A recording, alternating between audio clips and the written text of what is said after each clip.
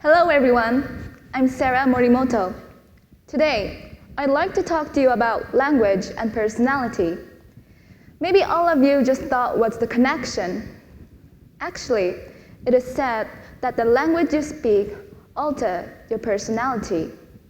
So, I want to use this opportunity to talk to you about language and personality.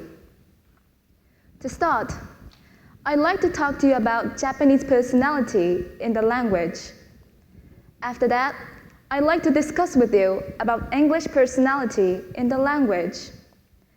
And finally, I'd like to talk to you about the reason to learn English.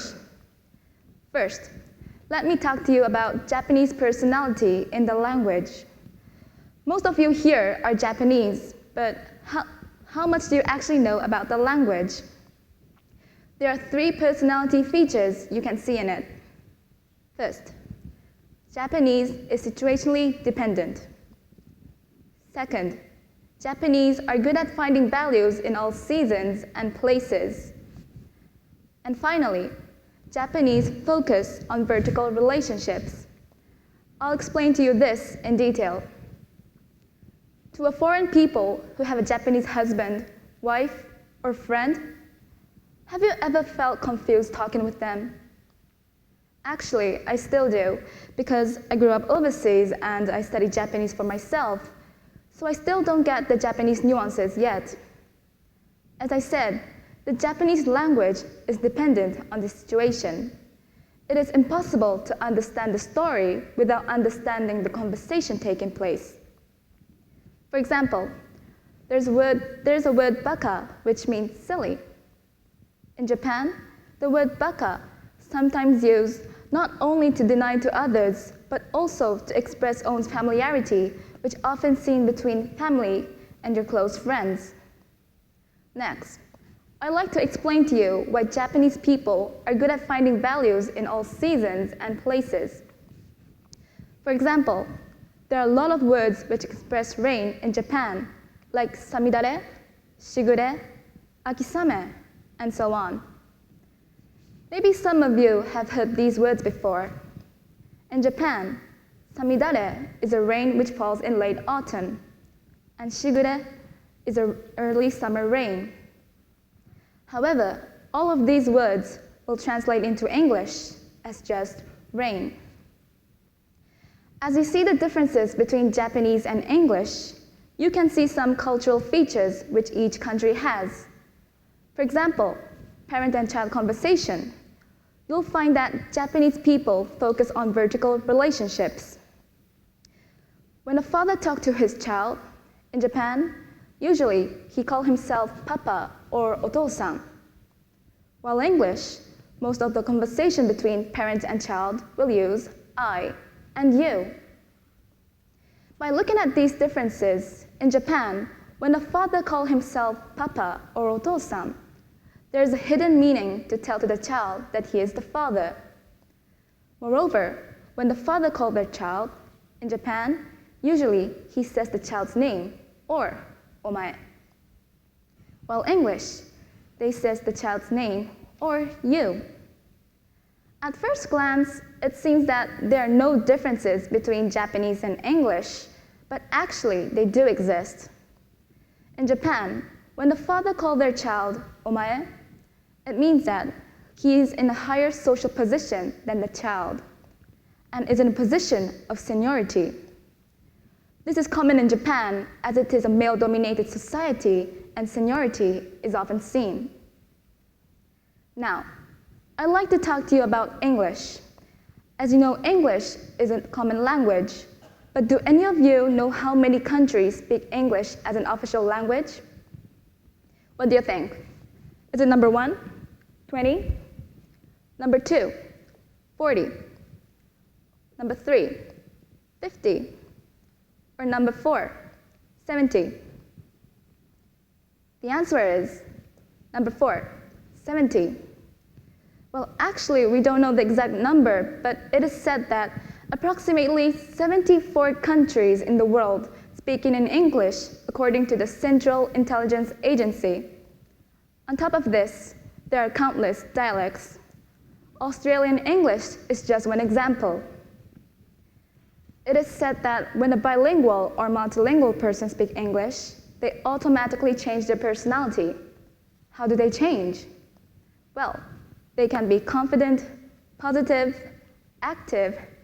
daring, active, and proud. Why do they change? All the answers are in the language.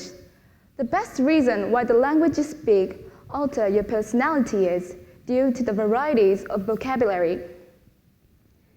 Compared to the Japanese language, English has only a few subtle nuances.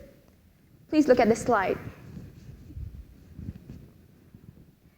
These people are chatting about the new ramen restaurant, but she doesn't seem satisfied with the taste. In Japan, we say ma-ma. How about English? In English, ma-ma means not so good and not so bad, but it doesn't sound natural. The Japanese language has a lot of subtle nuances like ma-ma, while for English speaker, there are only a few subtle nuances, but most speakers tend to express something directly or show it in their facial expression. Next, look at this slide. A couple is viewing cherry blossoms. Please look at the man's comment. In Japan, there are a lot of negative but beautiful words that exist. For example, hakanai. It is difficult to translate into English, but to put it simple, hakanai means short-living or something fragile. So the man is saying that the falling cherry blossoms look sad, but also beautiful too. As I said, the Japanese language has a lot of negative words, while English, they has a lot of positive words like fantastic, wonderful, awesome, and so on. According to Andrew Newberg, a neuroscientist, and Mark Robert Waltman, a therapist, words can literally change you. In their book, Words Can Change Your Brain, they write, a single word has the power to influence the expression of genes that regulate physical and emotional stress. Positive words such as peace and love can alter the motivational center of the brain into action and build resiliency. What I want to say is, the more positive words which English speaker has, their personality becomes more positive too. And finally, I'd like to talk to you about the reason to learn English. Everyone has a reason to learn it. Maybe for working overseas or for traveling. Also, for hobby or pastime. Apart from this, the real reason to learn English might be to understand yourself by facing what you really want to express. Moreover, you'll get confidence and freedom to express yourself. Furthermore, by learning of foreign languages, including English, there are more things you are able to do. It is said that when you get better at English, you are able to get along with the foreign people more easily and conduct the business more successfully. But actually, this is not true. If other people can't speak Japanese language, it means that they don't know how to adapt to the Japanese business style. But if someone can speak both Japanese and English, it means that it is possible he can adapt to the Japanese and English-speaking country business style according to the circumstances.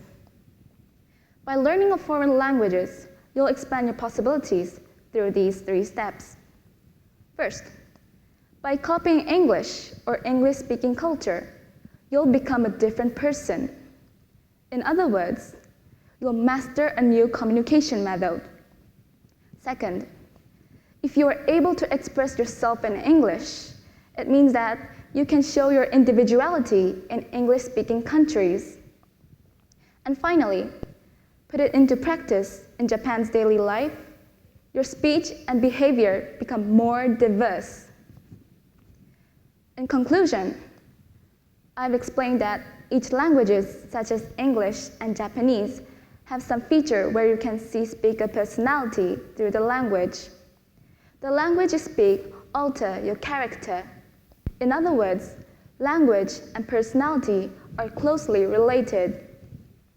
Moreover, the real reason to learn English is to expand your horizons and explore your new possibilities. You can do it using the 3 steps I have outlined. I hope this opportunity will encourage you to study a foreign language. Thank you for your attention.